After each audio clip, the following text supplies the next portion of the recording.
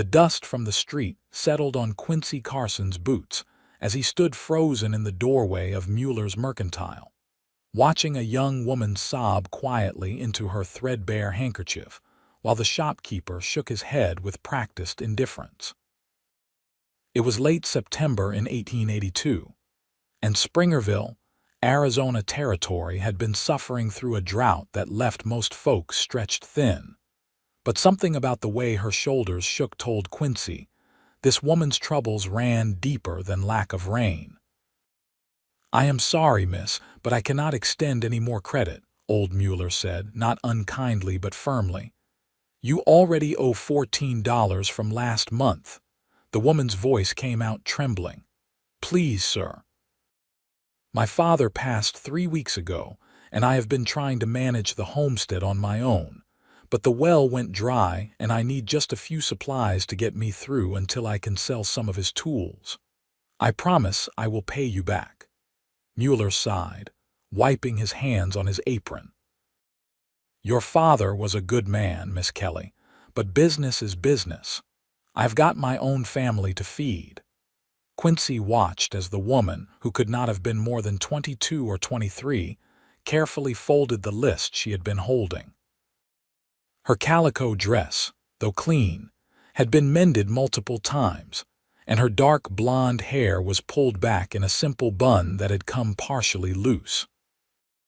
Even in her distress, there was something striking about her, something that made Quincy's heart constrict in a way it had not done in his 31 years. He stepped forward before he could think better of it. "Excuse me, madam." She turned, her green eyes red-rimmed and startled. Up close, he could see the exhaustion etched into her features, the way her cheekbones stood out too sharply, suggesting she had been skipping meals. Quincy removed his hat, suddenly aware of how rough he must look after 3 days on the range. "I apologize for intruding on your private business," Quincy said, his voice coming out rougher than he intended. "But I could not help overhearing. Would you allow me to cover your supplies today?" The woman's face flushed red. "I cannot accept charity from a stranger, sir." "It would not be charity," Quincy said quickly, his mind racing for something that would allow her to keep her dignity. "I have a proposition for you if you would hear me out." She studied him warily, clutching her reticule close. Mueller watched the exchange with interest, leaning against his counter. "I have a ranch about 5 miles west of here," Quincy continued. 300 acres, decent house, good water from a spring-fed creek. I run about 200 head of cattle and breed horses. It is a good spread, profitable even in lean years." He paused, aware he was rambling. "What I am trying to say is, I have been alone out there for near about 8 years now, since my parents passed from fever.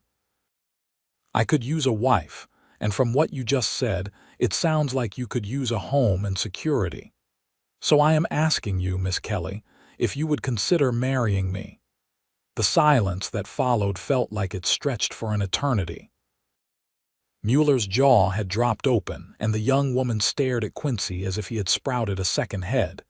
"You want to marry me," she finally managed. "You do not even know my Christian name." "That is true enough," Quincy admitted, "but I know you loved your father enough to cry over his passing. I know you are trying to honor his memory by keeping his homestead going. I know you have pride enough not to want charity, and I respect that. Those things tell me more about your character than a dozen Sunday socials ever could." "This is insane," she whispered, but Quincy noticed she had not immediately refused. "Probably," he agreed. "But we are in hard country, Miss Kelly, and sometimes practical considerations outweigh romantic notions. I am offering you a home, security, and respect. I would not expect anything from you that you were not willing to give. We could start as partners and see where things lead from there." She looked down at her worn shoes, then at the list in her hands, then back at Quincy. He could see her mind working, weighing options that likely all seemed equally impossible. "My name is Thea," she said quietly. Thea Kelly. I am 22 years old. My mother died when I was young, and it has been just my father and me for most of my life. He taught me to read and write and do figures. I can cook and sew, tend a garden, and help with animals if needed. I do not have much in the way of a dowry, just my father's tools and his old wagon. That is more than enough, Quincy said. I am Quincy Carson. I am 31. I do not drink to excess. I do not gamble, and I do not raise my hand to women or animals. I cannot promise you romance, but I can promise you honesty and respect. Thea took a shaky breath. If I say yes, when would you expect us to marry? As soon as you are comfortable with it. Today, tomorrow, next week. Whatever suits you. She closed her eyes for a long moment, and Quincy could see her lips moving in what might have been a prayer. When she opened them again, there was a strange mixture of terror and relief in her gaze. All right, she said. Yes. I will marry you, Quincy Carson. Mueller let out a low whistle. Well, I will be damned. Pardon my language, Miss Kelly, but in all my years running this store, I have never seen anything quite like that.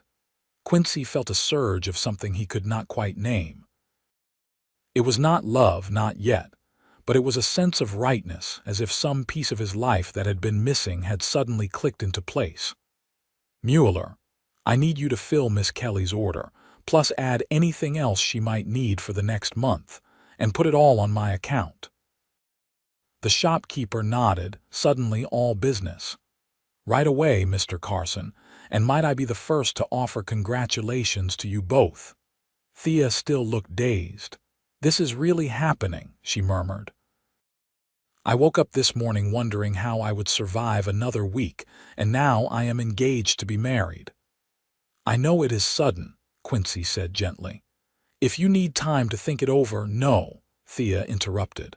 No, if I think too hard about this, I will lose my nerve. You have made me a fair offer, and I accept it, but I have one condition. Name it. I want us to be married by a proper preacher, with legal papers filed at the courthouse. I have heard stories of frontier marriages that were not worth the paper they were written on. If I am going to do this, I want it done right. Agreed, Quincy said immediately. Reverend Michaels is in town this week, staying at the boarding house. We could speak to him today if you like, and we will get the marriage license from the territorial clerk tomorrow morning. Thea nodded slowly. Then I suppose we should do this properly. May I have a few days to settle my father's affairs and pack my belongings? Of course. Take whatever time you need. Where is your father's homestead? I will come help you with the heavy work. 3 miles east, near the base of the foothills. The old Brennan place, though we have lived there for 5 years now.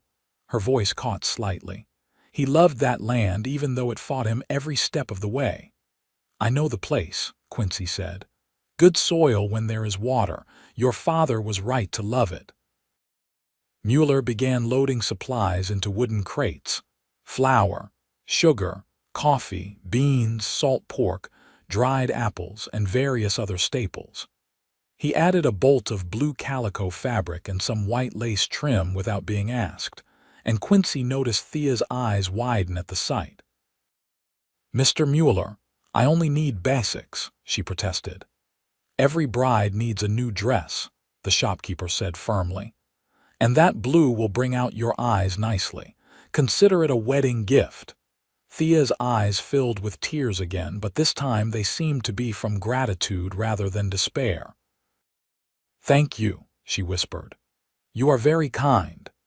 As Mueller finished loading the supplies, Quincy found himself studying his unexpected fiancée more closely. She was pretty in an understated way, with delicate features and an air of quiet strength that appealed to him. Her hands showed signs of hard work, but they were graceful nonetheless. He tried to imagine those hands in his kitchen, across the dinner table from him, and found the image surprisingly comfortable. The supplies are loaded, Mueller announced. That comes to $23.50, Mr. Carson. Quincy counted out the money from his billfold without hesitation. It was a significant sum, but he had done well with his horse sales this year and could afford it. "Where should I deliver these?" Mueller asked. "The old Brennan place or your ranch, Mr. Carson." "The Brennan place for now," Thea said. "I will need them while I am packing." "Actually," Quincy said, "would it make sense to take most of it straight to the ranch? You could keep what you need for the next few days, and I will take the rest home, save you having to move it all later." Thea considered this. "That is practical. Yes, all right." They spent the next few minutes sorting through the supplies, with Thea selecting what she would need for the immediate future. Quincy found himself paying attention to her choices, noting that she was frugal but not foolishly so. She took enough to eat properly but did not waste anything. "I should head to the boarding house to speak with Reverend Michaels," Quincy said once they had finished. "Would you like to come with me, or would you prefer to return home and rest? I could call on you tomorrow morning to discuss the details." Thea straightened her shoulders, and Quincy caught a glimpse of the steel beneath her fragile appearance. "I will come with you. This concerns both of us, and I should be part of the conversation." They left Mueller's store together, Quincy carrying the smaller crate of supplies while Mueller promised to hold the rest until Quincy could return with his wagon. The afternoon sun was intense, and Quincy noticed Thea squinting against the glare. Her bonnet had seen better days, and he made a mental note to ensure she got a new one. Springerville's Main Street was busy with the usual afternoon traffic. Cowboys from surrounding ranches mingled with farmers, prospectors, and businessmen. Several people nodded to Quincy as he passed, their eyes curious as they noted his companion. News would spread quickly in a town this size, he knew. By tomorrow, everyone would know about his impulsive proposal. The boarding house was a neat two-story building with a wide porch where several chairs sat empty in the heat. Mrs. Patterson, the proprietor, greeted them at the door with her usual efficiency. "Mr. Carson, what a pleasant surprise. And Miss Kelly, is it not? I was so sorry to hear about your father." "Thank you, Mrs. Patterson," Thea said quietly. "We are looking for Reverend Michaels," Quincy explained. "Is he available?" "He is in the parlor reading. Let me fetch him for you, Mrs." Patterson disappeared inside, leaving them waiting in the small entrance hall. Quincy set down the crate and turned to Thea. "Are you all right? I know this has been a strange day for you." She gave him a wan smile. "Strange barely begins to describe it. This morning, I was wondering if I should just abandon the homestead and try to find work as a seamstress or schoolteacher somewhere. Now, I am about to speak with a preacher about marrying a man I met less than an hour ago." "We could still slow this down if you want," Quincy offered, though he found himself hoping she would not take him up on it. Something about Thea Kelly called to him in a way he could not quite explain. "No," she said firmly. "You were right when you said practical considerations outweigh romantic notions out here. I cannot make it on my own, not really. I could probably survive for a while, but survival is not the same as living. What you have offered me is a chance at a real life." Before Quincy could respond, Reverend Michaels appeared with Mrs. Patterson. He was a tall, lean man in his mid-50s with kind eyes and a gentle demeanor. "Quincy Carson," he said warmly, extending his hand. "I have not seen you in town for several weeks. And Miss Kelly, my condolences on your recent loss. Your father was a good man." "Thank you, Reverend," Thea said. "What can I do for you both?" Quincy took a breath. "We would like you to perform a marriage ceremony for us, Reverend, as soon as possible." The preacher's eyebrows rose. "I see. And how long have you two been courting?" "We met about an hour ago," Quincy admitted. Reverend Michaels exchanged a glance with Mrs. Patterson, who looked equally surprised. "That is rather sudden, is it not?" "It is," Quincy agreed. but we are both of age and of sound mind. I have a good ranch and need a wife. Miss Kelly needs security and a home. We have agreed to marry and make the best of it together." The Reverend studied them both carefully. "Miss Kelly, are you entering into this marriage of your own free will? No one is forcing you."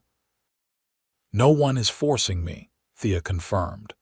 "Mr. Carson has made me a fair offer, and I have accepted it with full understanding of what it means." "And you are prepared to take wedding vows seriously, to honor them even when times are difficult." "I am," Thea said without hesitation. "My father taught me that a promise made is a promise kept. I would not agree to this if I did not intend to see it through." Reverend Michaels nodded slowly.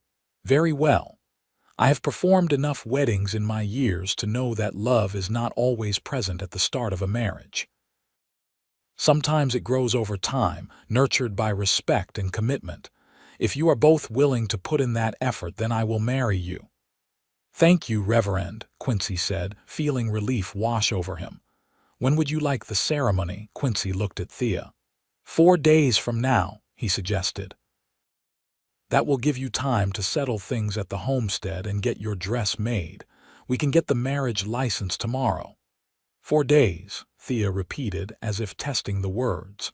"Yes, that seems right." "Very well," Reverend Michaels said. "Shall we say Saturday morning at 10 o'clock? We can hold the ceremony in the church. Will you have any family or friends attending?" Thea shook her head. "My father was my only family. I have a few acquaintances in town, but no one close." "I have some ranch hands who have been with me for years," Quincy said. "I would like them to be there. And Mueller from the Mercantile, if he is willing." "I am sure we can arrange that," the Reverend said. "Now, there is the matter of my fee. The standard is $5 for a marriage ceremony." Quincy pulled out his billfold again, but Thea suddenly spoke up. "Reverend, would you accept a trade instead of cash? I have some fine embroidery work at home, tablecloths and pillowcases that my mother made. They are quite beautiful and I have no use for them all." The preacher smiled. "My wife would love such things." "Yes, I would be happy to accept them as payment." "Then it is settled," Quincy said. "We will see you Saturday morning at 10. As they left the boarding house, Quincy felt the reality of what he had just set in motion beginning to sink in. In 4 days, he would be a married man. His solitary life at the ranch would be forever changed. The thought should have terrified him, but instead he felt a curious sense of anticipation. "I should get you home," he said to Thea. "It is a long walk back to the Brennan place, and the day is getting warm." "I have my father's old horse and cart," Thea said. "I left them at the livery." They walked to the stable, where a patient old bay mare waited in a stall. The cart was weathered but serviceable, and Quincy helped Thea load the crate of supplies onto it. "I will come by tomorrow morning with my wagon," Quincy said. "We can go get the marriage license, and then I will help you start packing up your father's belongings. The tools and anything else you want to keep can come to the ranch." Thea climbed onto the cart seat and gathered the reins. In the afternoon light, she looked very young and very tired. "Quincy, can I ask you something?" "Of course." "Why did you really do this? There must be plenty of women who would be happy to marry a successful rancher. Why make such an offer to a complete stranger?" Quincy was quiet for a moment, trying to find the right words. "I have been alone for a long time," he finally said. "At first it was by necessity, building up the ranch and just trying to survive. Then it became habit. I stopped going to town socials and church gatherings. I told myself I was too busy, but the truth is I got comfortable with loneliness. It became easier than risking connection." He paused, meeting her eyes. "When I saw you in the Mercantile, crying because you were trying so hard to be strong, something in me recognized something in you. We are both people who have learned to survive on our own, maybe too well. I thought perhaps we could learn to do more than just survive. Together." Thea's eyes glistened with fresh tears, but she blinked them back. That is the most honest thing anyone has said to me in a very long time. I promised you honesty, Quincy said simply. She nodded and clicked to the horse, setting the cart in motion. Quincy watched her until she turned onto the eastern road and disappeared from view. Then he went to retrieve his own horse from where he had left it hitched outside the Mercantile. The ride back to his ranch gave him time to think. His foreman, Diego Martinez, would be surprised by the news. Diego had worked for Quincy's father before Quincy was even born, and he had stayed on after the elder Carson's death to help the young man keep the ranch going. He was like family, and Quincy valued his opinion. The ranch came into view as Quincy crested a small rise. The house was a solid structure of adobe and wood, built by his father with an eye toward expansion. It had 6 rooms, which had seemed excessive when Quincy was growing up as an only child, but now he was grateful for the space. There was a main bedroom, 2 smaller bedrooms, a kitchen with a good iron stove, a parlor, and a room his mother had used for sewing that had become Quincy's office. The house needed a woman's touch, he could admit that. It was clean but Spartan, functional but not really a home. Diego was working with one of the young horses in the corral when Quincy arrived. He was a compact man in his early 60s with silver threading through his black hair and a weathered face that spoke of decades under the Arizona sun. "You are back early," Diego called out. "I thought you would be in town most of the day." Quincy dismounted and led his horse to the barn. "I have some news that you might find interesting." Diego secured the young horse and joined Quincy, curiosity evident in his expression. "What kind of news?" "I am getting married on Saturday." Diego stopped dead in his tracks. "You are what?" "Getting married." "To a woman named Thea Kelly. Her father died recently and she was in a difficult situation. I offered to marry her and she accepted." "Jesus, Mary, and Joseph," Diego muttered, crossing himself. "Have you lost your mind? You do not even know this woman." "I know enough," Quincy said, beginning to unsaddle his horse. "She is honest, hardworking, and in need of help. I need a wife. It makes practical sense." "Practical sense," Diego repeated incredulously. "Marriage should be about more than practical sense, Quincy. What about love, companionship? What if you cannot stand each other after a month?" "Then we will work through it like adults," Quincy said calmly. "Diego, I know this seems sudden. It is sudden, but I have been alone out here for 8 years and I am tired of it. I want someone to share meals with, to talk to in the evenings. I want to build something with someone. Thea needs those same things. We are starting from a place of mutual need and respect. That is more than a lot of marriages have." Diego shook his head but seemed to accept that Quincy had made up his mind. "When do I get to meet this woman who has made you lose your senses?" "Probably not until the wedding. She is busy settling her father's affairs. But you will like her, Diego. She has strength in her."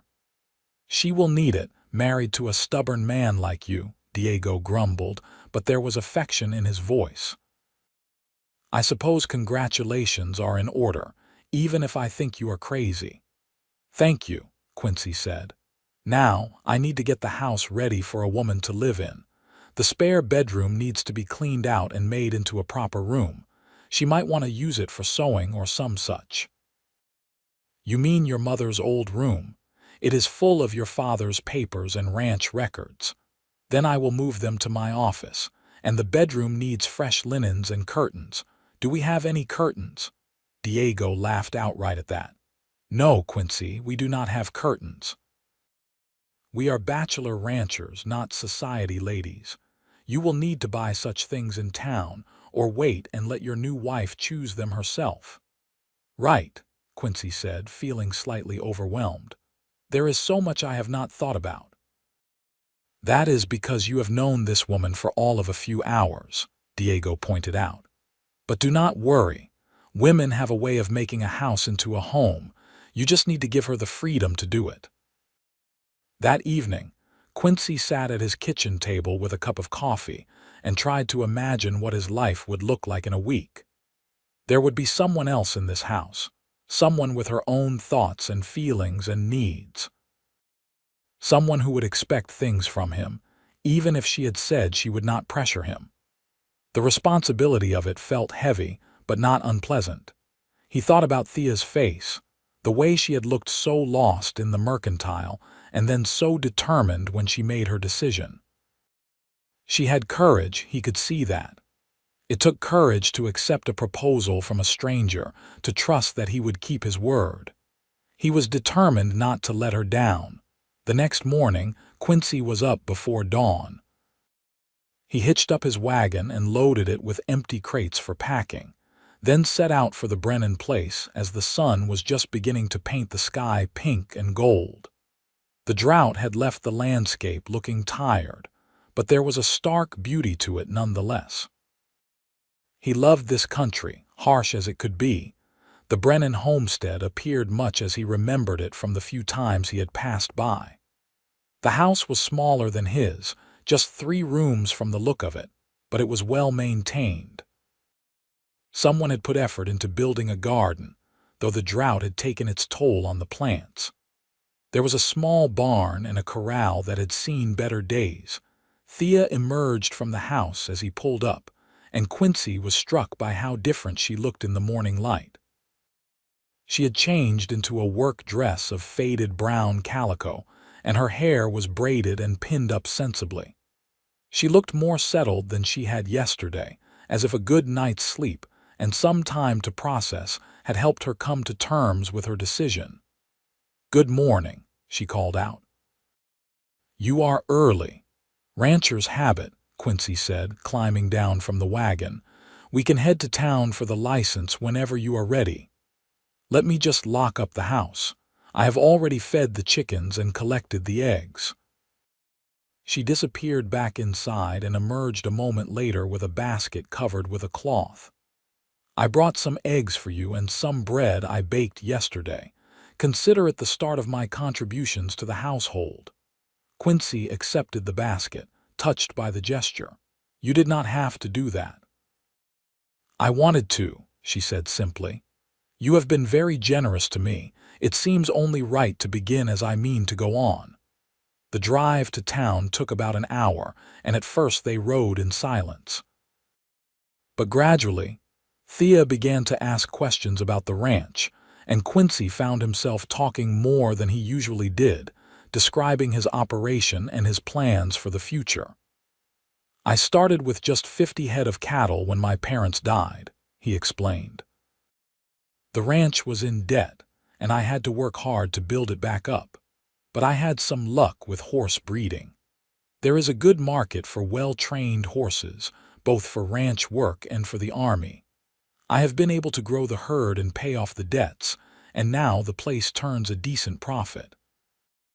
"You must be very proud of what you have accomplished," Thea said. "I suppose I am," Quincy admitted. "Though it has been lonely at times. Diego is good company, but he has his own life. He has a daughter in Tucson that he visits when he can." "What will he think of you bringing home a wife so suddenly?" "He thinks I am crazy," Quincy said with a slight smile.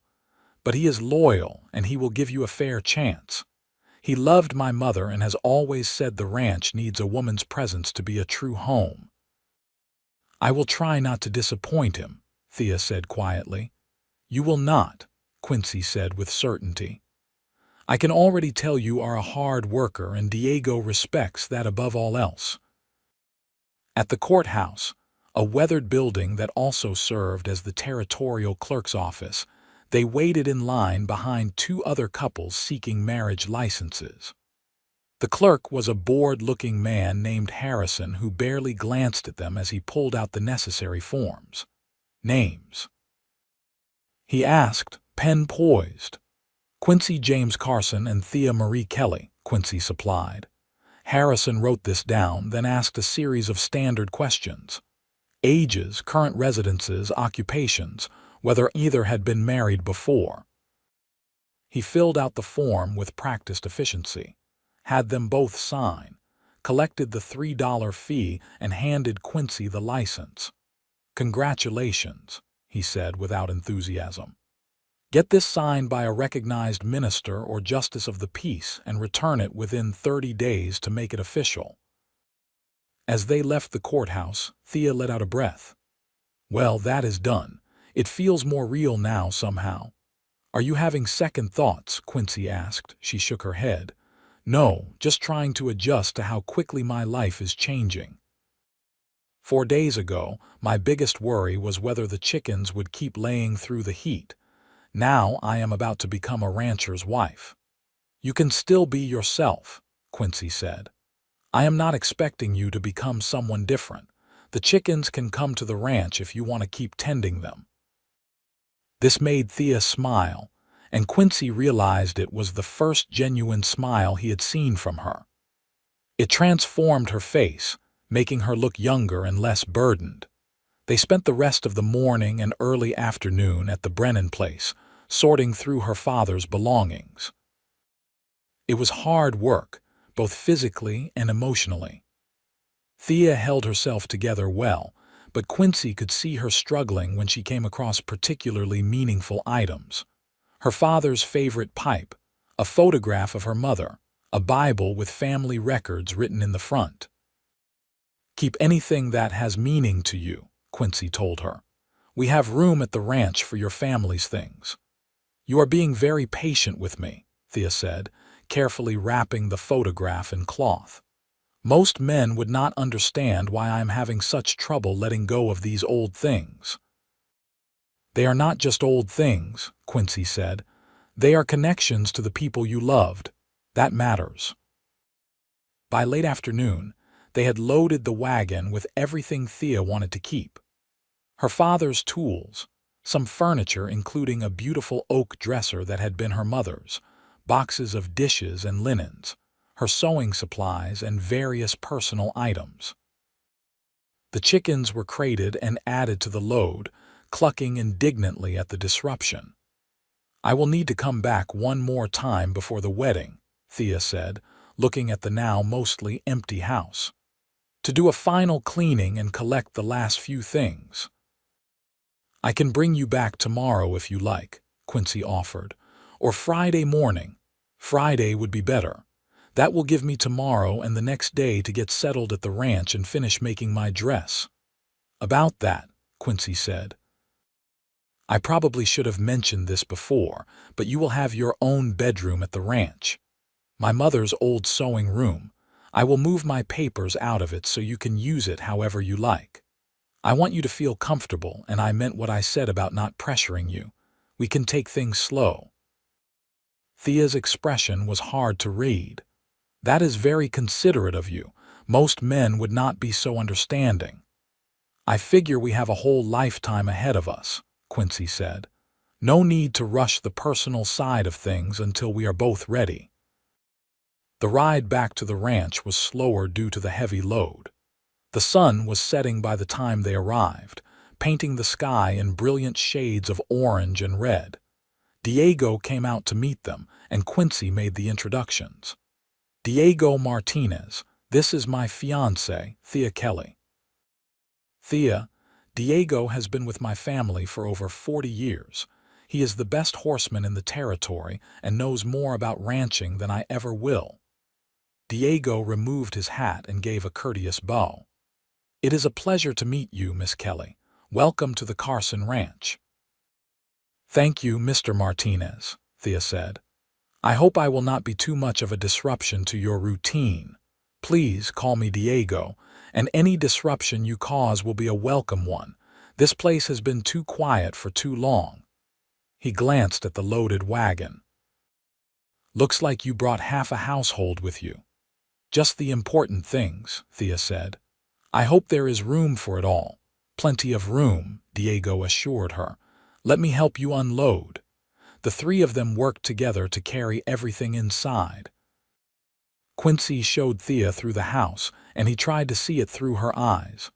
The The solid but plain furniture, the bare walls that could use some decoration, the kitchen that was functional but lacked any homey touches. "It is a good house," Thea said diplomatically. "It has strong bones. It just needs some warmth added to it." "That is what Diego said you would do," Quincy replied. "Make it into a home." "I will try my best," Thea promised. They set up the sewing room for Thea's immediate use, moving Quincy's papers and ranch records to his office. Her mother's dresser fit perfectly against one wall, and they made up a bed with fresh linens that Diego had dug out of a storage chest.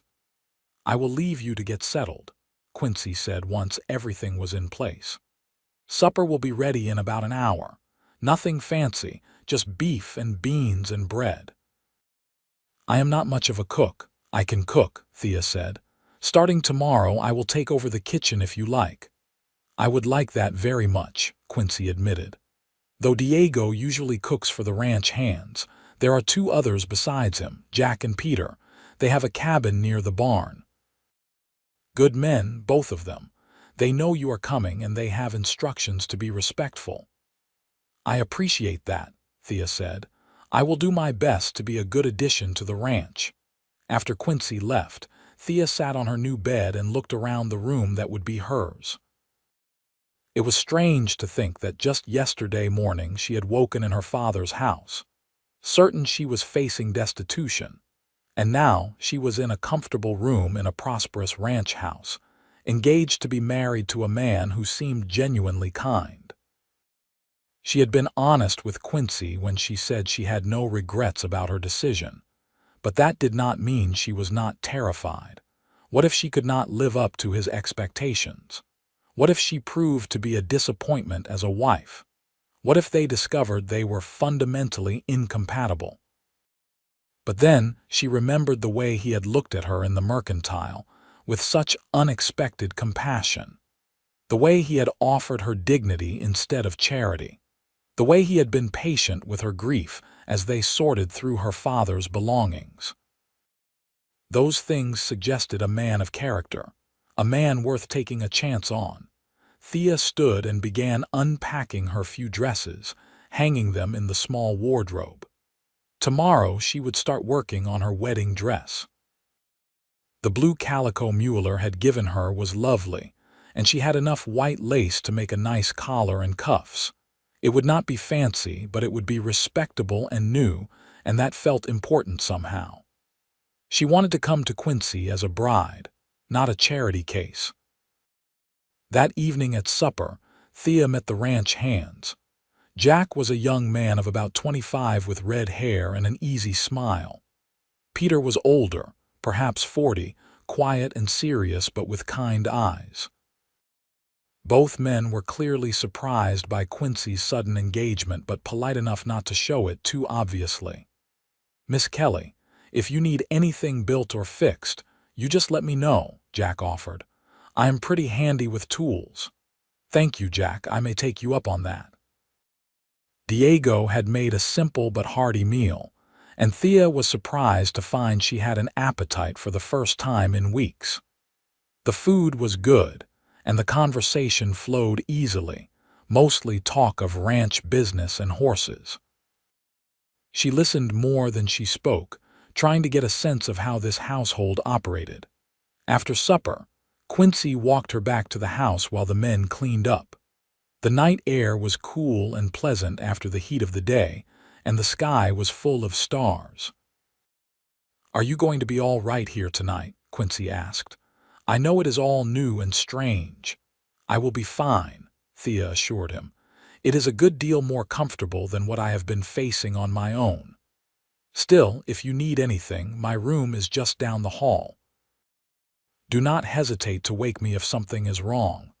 "I appreciate that, Quincy. You have been very kind to me." He looked like he wanted to say something more but just nodded instead. "Good night, Thea. Sleep well." "Good night." Thea lay awake for a long time that night, listening to the unfamiliar sounds of the ranch. Somewhere in the distance, a coyote howled. The wind rustled through the cottonwood trees near the house. A horse whinnied softly in the barn. They were peaceful sounds, and eventually they lulled her to sleep. The next morning, Thea woke early and dressed quickly. She found Quincy already in the kitchen, trying to start a fire in the stove for coffee. "Let me do that," she said. "You are making more smoke than heat." Quincy stepped back with a rueful smile. "I admit, I am better with cattle than cook stoves." Thea had the fire going properly within minutes, and soon had coffee brewing and bacon sizzling in a pan. She found eggs in the cold box, and made scrambled eggs with some dried peppers she discovered in the pantry. It felt good to cook in a real kitchen again, with a proper stove and plenty of supplies. Diego and the ranch hands appeared when they smelled breakfast cooking, and Thea found herself feeding 5 hungry men instead of just one. It was surprisingly enjoyable. They were appreciative of the food and generous with their compliments. "Miss Kelly, this is the best breakfast we have had in months," Peter said sincerely. "Diego does his best, but he is better with dinner than morning cooking." "It is true," Diego agreed without offense. "I have never mastered eggs. They always come out rubbery." After breakfast, Thea cleaned the kitchen and then settled down with her sewing. The blue calico was spread across the table, and she carefully measured and cut the pieces for her dress. It had been a long time since she had made something for herself, and she found the work soothing. Quincy came in around mid-morning to check on her. "How is it going?" "Well, I think. The fabric is good quality and I have enough for a nice dress. It should be finished by Friday night if I work steadily." "Do not work yourself too hard," Quincy cautioned. "There is no rush." "There is a bit of a rush," Thea said with a small smile. "I am getting married on Saturday, in case you forgot." "Not likely to forget that," Quincy said. "I have thought of little else since yesterday morning." His honesty surprised her. "Have you had any regrets?" "None," he said firmly. "You?" "None," she echoed, and realized it was true. Despite the strangeness of the situation, she felt more hopeful than she had in months. The next 2 days fell into a comfortable rhythm. Thea spent most of her time sewing, but she also began to add small touches to the house. Arranging wildflowers in a jar on the kitchen table, hanging some embroidered towels her mother had made, setting out a few of her father's books on a shelf in the parlor. The house began to feel more like a home. Quincy was gone much of each day working on the ranch, but he made a point of coming back for meals and spending time in the evenings talking with Thea. They discussed everything from their childhoods to their opinions on politics to their favorite foods. Thea found that Quincy was easy to talk to, with a dry sense of humor that emerged once he relaxed. On Friday morning, as promised, Quincy took Thea back to the Brennan place for one final visit. She cleaned the house thoroughly, wanting to leave it in good condition for whoever might claim it next. She collected the last few items she wanted to keep. Some jars of preserves she had made earlier in the summer, her father's old hat, a quilt her grandmother had stitched. As they prepared to leave, Thea took one last walk around the property. This had been her home for 5 years, the place where she had nursed her father through his final illness, the place where she had learned what it meant to work hard and persevere. It was bittersweet to leave it behind, but she was also ready to move forward. "Goodbye, Papa," she whispered, standing by the fresh grave behind the house. "I am going to be all right. You do not need to worry about me anymore." Quincy gave her time and space for her goodbye, waiting patiently by the wagon. When she finally returned, her eyes were red, but she held her head high. "I am ready," she said. That evening, Thea put the finishing touches on her wedding dress. The blue calico hung beautifully, and the white lace collar gave it an elegant touch. She tried it on and looked at herself in the small mirror over her dresser. She looked like a bride, she thought. Not the fairy tale kind from storybooks, but a real woman ready to start a new life. There was a knock on her door, and Diego's voice called out, "Miss Kelly, I have something for you." She opened the door to find the older man holding a small wooden box. "These were Quincy's mother's," he explained. "Her jewelry. Not much, just some simple pieces, but Quincy wanted you to have them for tomorrow. He thought you might like something borrowed or something old, or whatever it is that brides are supposed to have." Thea opened the box to find a simple gold necklace, a pair of pearl earrings, and a lovely brooch shaped like a flower. "These are beautiful," she breathed. "Are you sure he wants me to have them?" he insisted, Diego said. "Maria Carson was a good woman and she would have liked you. She always said this ranch needed a family, not just men working the land. You are going to make Quincy happy, I think. He already seems lighter than he has in years." "I hope so," Thea said. "I will do my best to be a good wife to him." Diego smiled.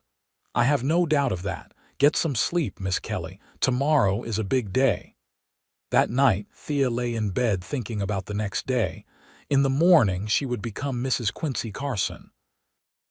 It was strange and wonderful and terrifying all at once. She found herself praying, asking God to help her be worthy of Quincy's trust, to help them build something good together. The wedding day dawned clear and bright. Thea woke early and bathed carefully, washing her hair with the lavender soap she had been saving. She styled it as best she could, pulling it up in a soft arrangement with a few curls left loose to frame her face. She put on her new blue dress and fastened her mother's pearl earrings in her ears and the gold necklace around her throat. When she emerged from her room, she found Quincy waiting in the parlor. He had dressed in his best suit, a dark wool that brought out the blue in his eyes. His hair was neatly combed and he had obviously shaved carefully. He looked handsome and nervous. "You look beautiful," he said softly when he saw her. "Thank you," Thea said, feeling herself blush. "You look very handsome as well." Diego drove them to town in the wagon, which had been scrubbed clean and decorated with ribbons that Jack had insisted on tying to the sides. "Every bride needs a proper conveyance to her wedding," the young cowboy had declared.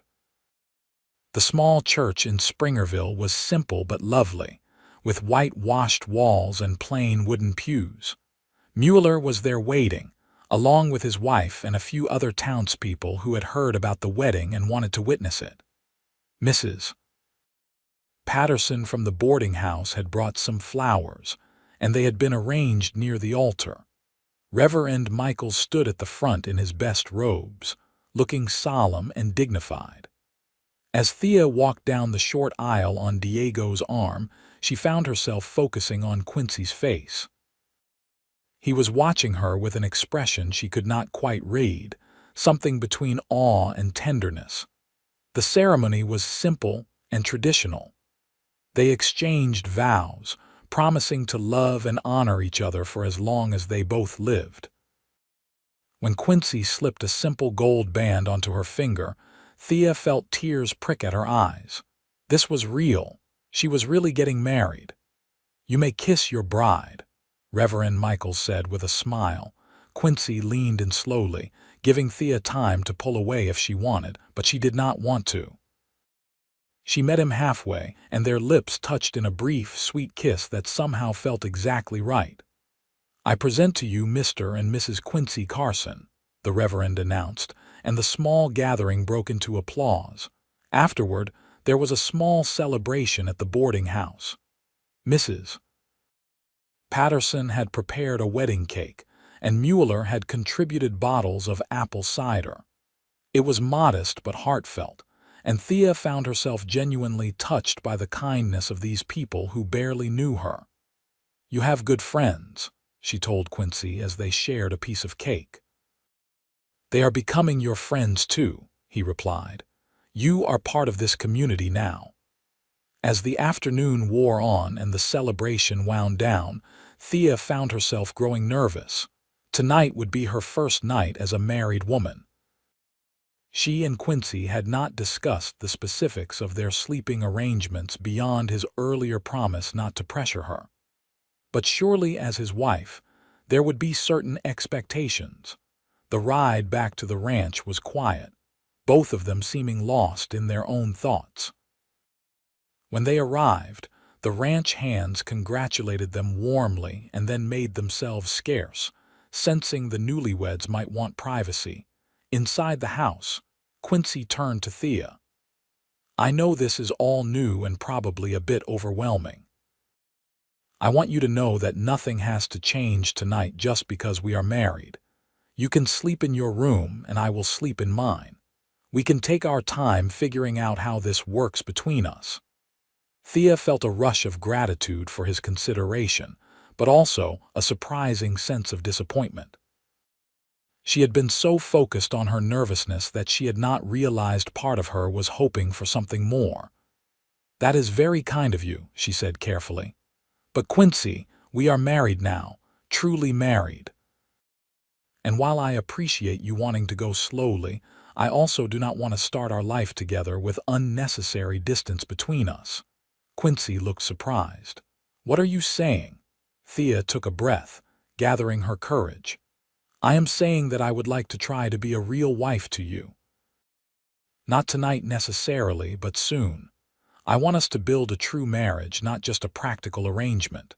Something warm kindled in Quincy's eyes. "I want that too," he admitted. "I have wanted it since the moment I first saw you, but I did not want to push you into anything you were not ready for." "Then we will figure it out together," Thea said. "As we go. Is that all right?" "More than all right," Quincy said.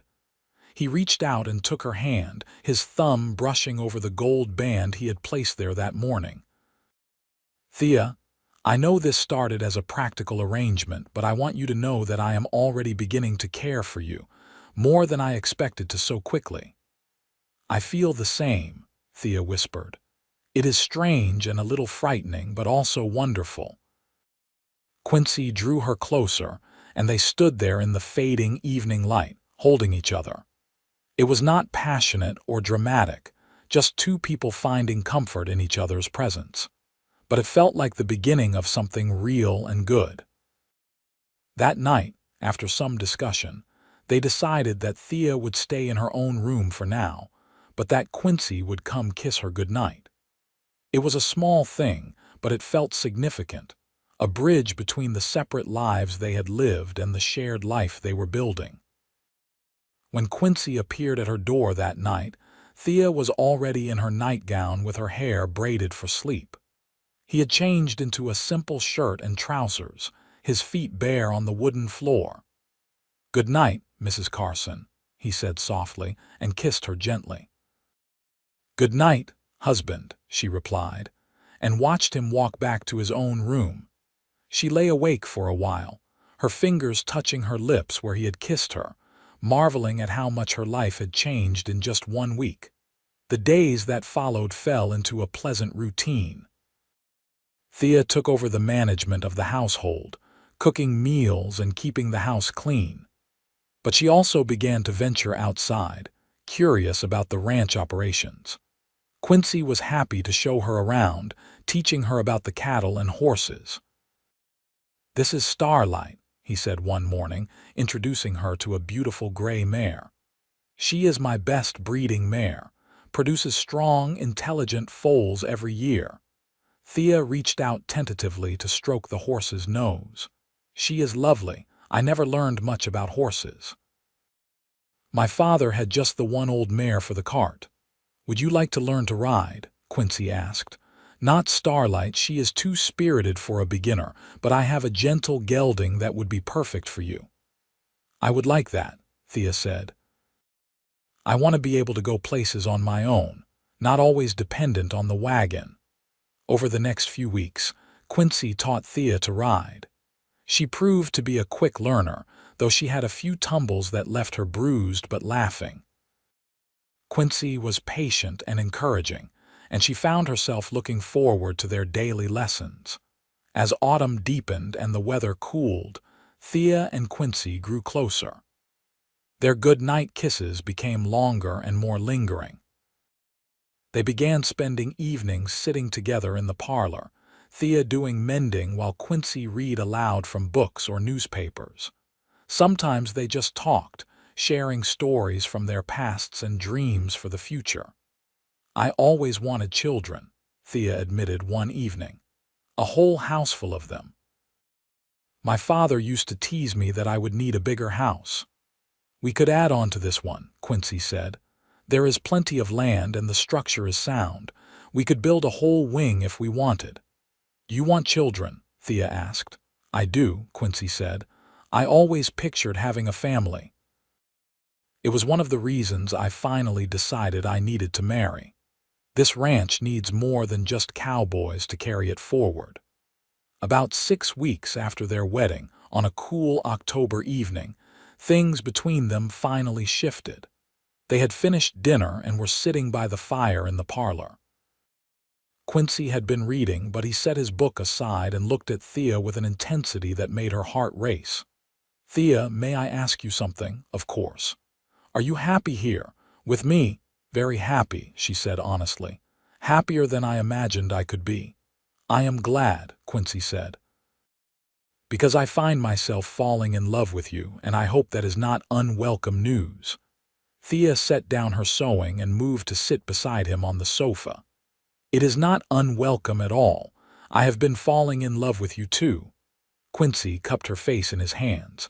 "May I kiss you properly?" "Yes," she breathed.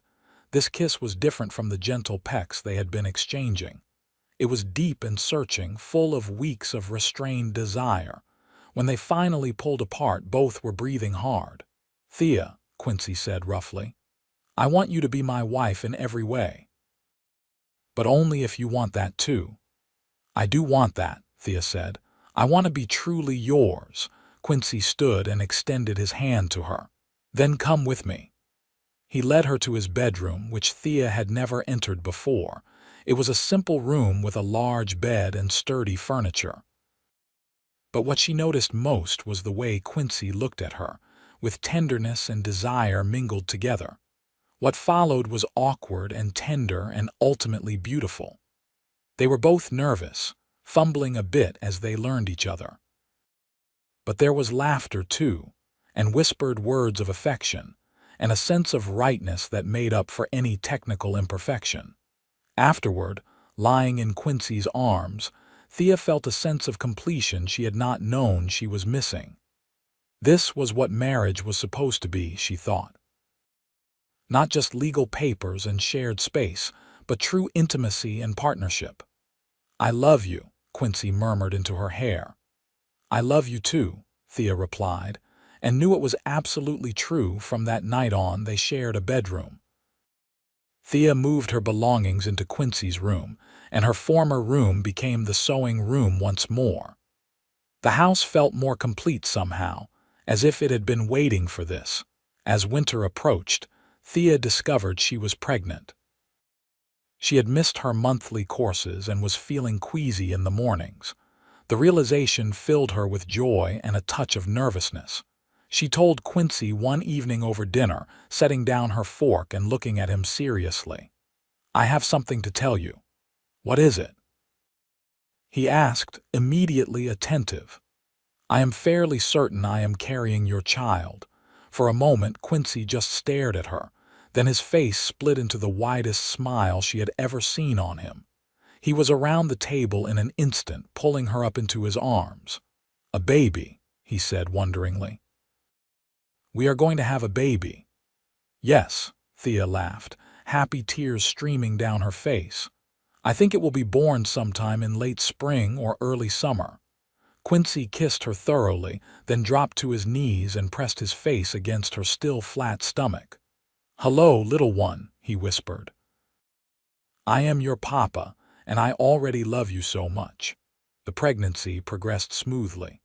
Thea suffered some morning sickness in the first few months, but Quincy was attentive and supportive. He insisted she rest more, and he became almost comically protective. "I am having a baby, not dying," Thea protested when he tried to prevent her from lifting a laundry basket. I know, but I do not want you to overdo it, Quincy said stubbornly. Diego and the ranch hands were thrilled by the news of the coming baby. They all became protective of Thea in their own ways.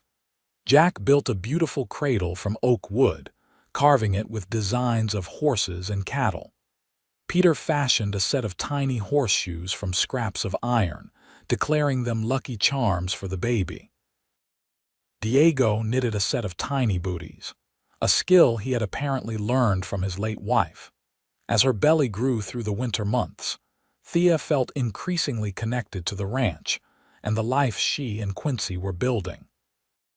She had started teaching Diego and the ranch hands to read in the evenings, and they were proving to be eager students. She had also begun corresponding with a few women in town, forming friendships that enriched her life. Spring arrived with a burst of green after good winter rains ended the drought. The ranch was thriving, and so was Thea. She was large and uncomfortable by late April, eager to meet the child she carried.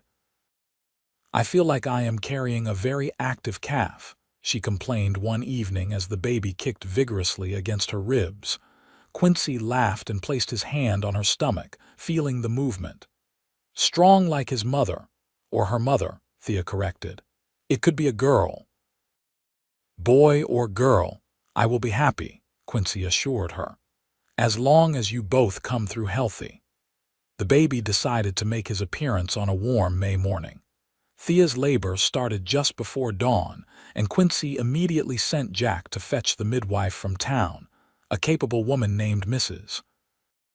Schultz, who had delivered half the babies in the territory.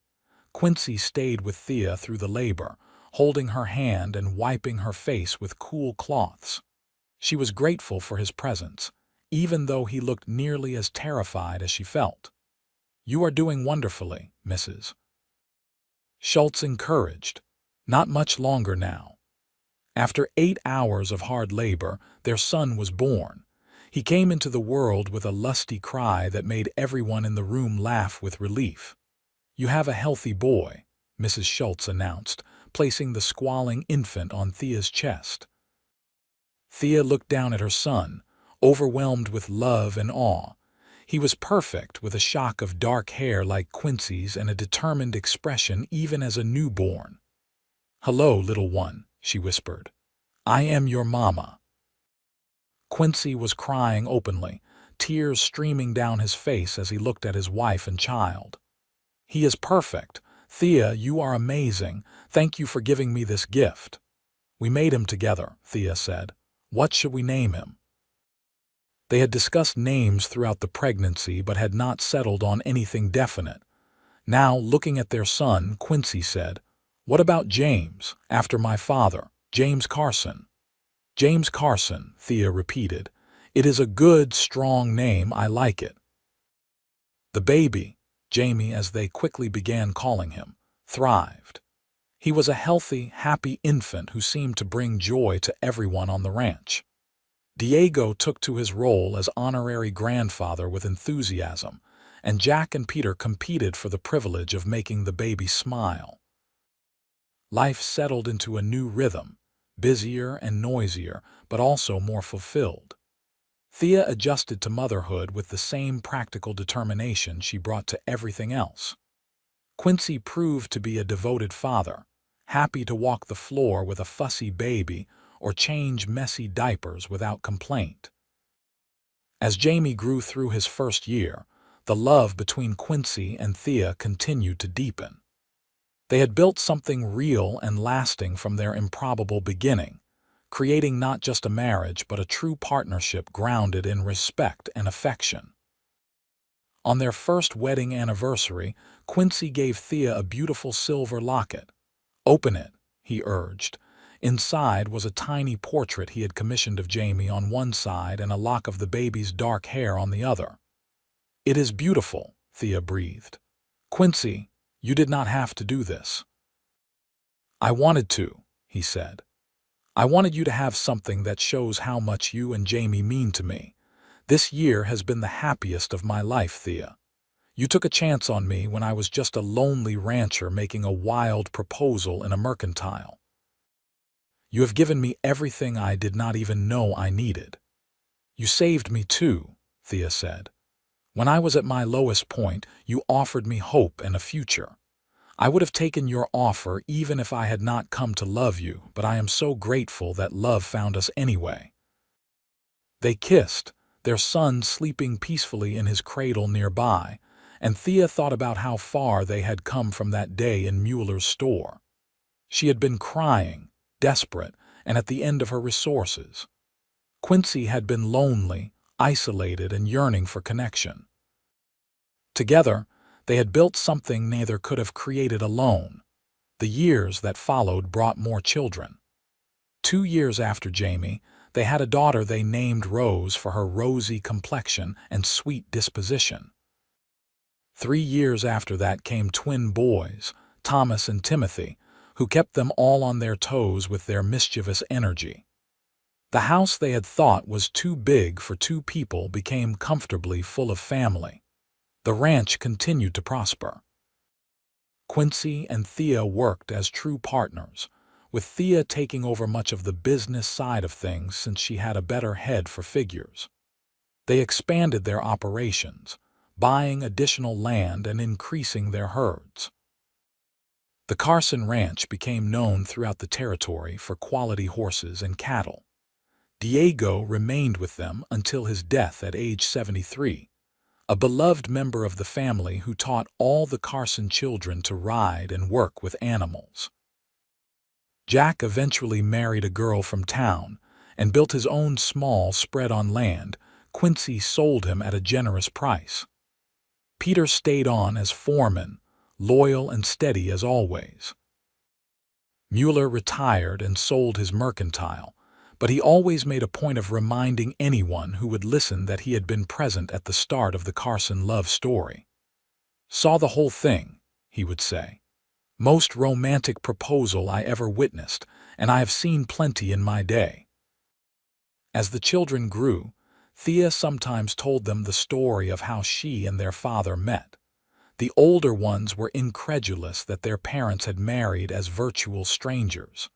"How could you marry someone you did not know?" Rose asked when she was about 10 years old. "Sometimes you have to take a leap of faith," Thea explained. "Your father offered me kindness when I desperately needed it. He saw me at my worst moment and chose to help rather than look away. That told me everything I needed to know about his character. And Mama gave me a chance when she had every reason to be suspicious," Quincy added. "She trusted that I would keep my word, and I like to think I have done that." "You definitely have," Thea said, reaching across the dinner table to squeeze his hand. By the time Quincy and Thea reached their 20th wedding anniversary, Arizona had achieved statehood, and the wild frontier they had known was becoming more settled and civilized. Springerville had grown from a rough frontier town into a proper community with schools, churches, and even a small opera house. The Carson children were growing into fine young people. Jamie, at 19, was preparing to take over more ranch responsibilities.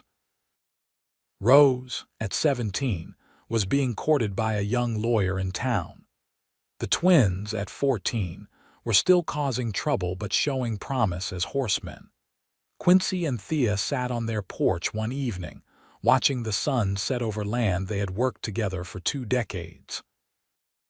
They had both aged, with silver threading through their hair and lines marking their faces, but they were still strong, still vital, still deeply in love.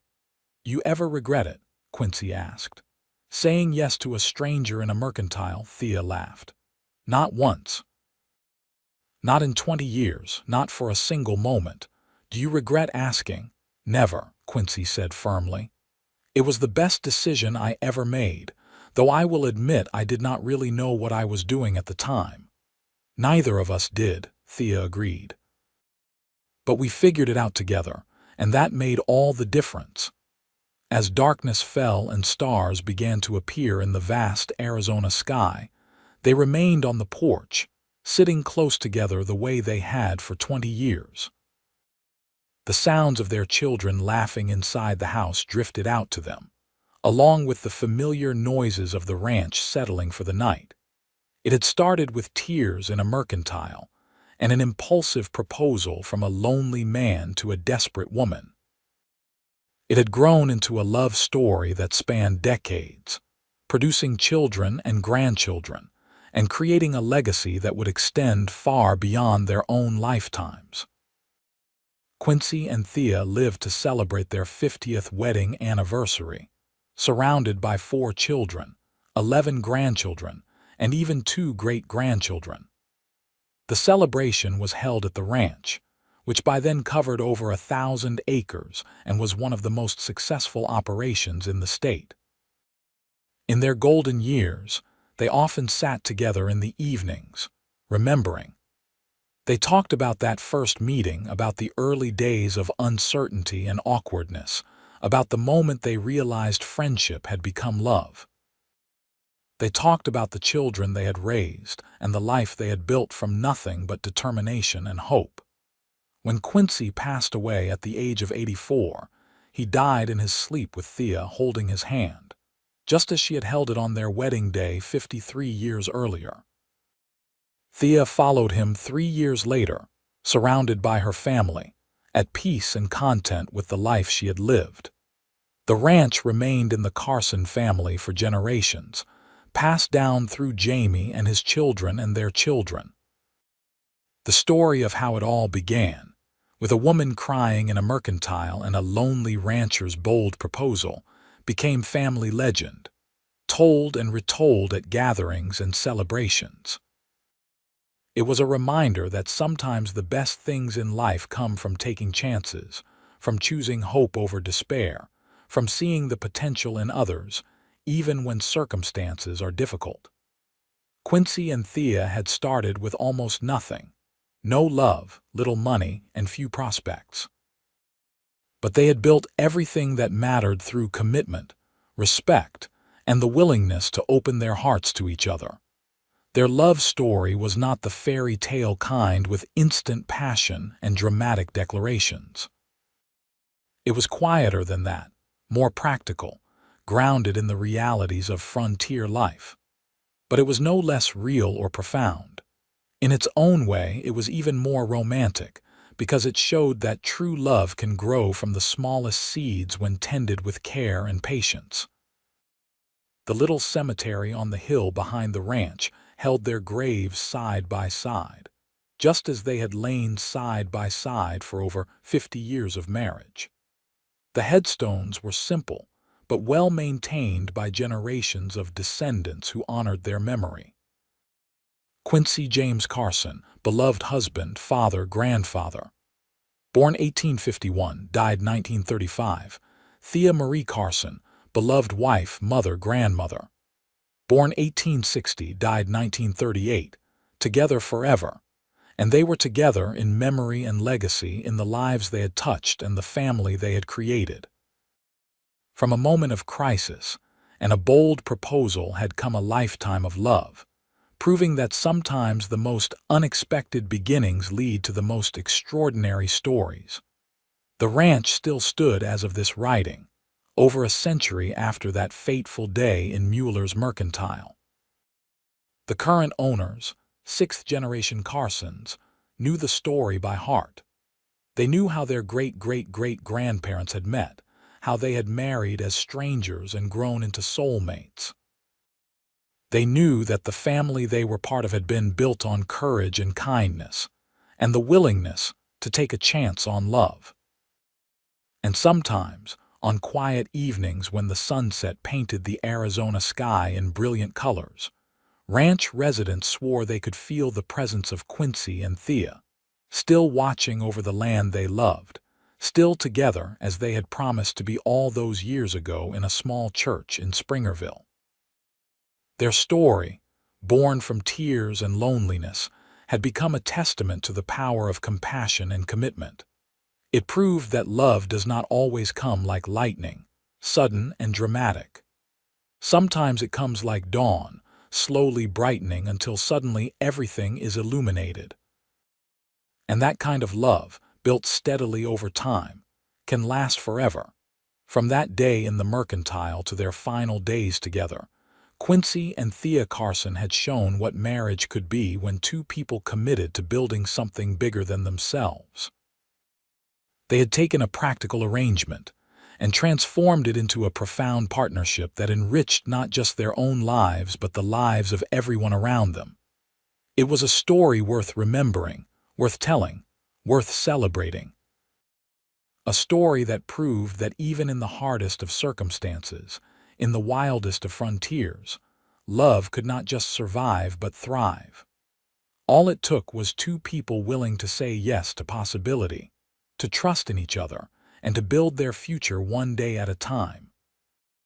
And so the story of the lonely rancher who saw a woman crying in the Mercantile, bought her supplies, and asked her to marry him, became a beloved family treasure, passed down through generations as a reminder that the best things in life often come from the most unexpected moments, and that true love is not found but built, brick by brick, choice by choice, day by day, until it stands stronger than any fortress and lasts longer than any lifetime.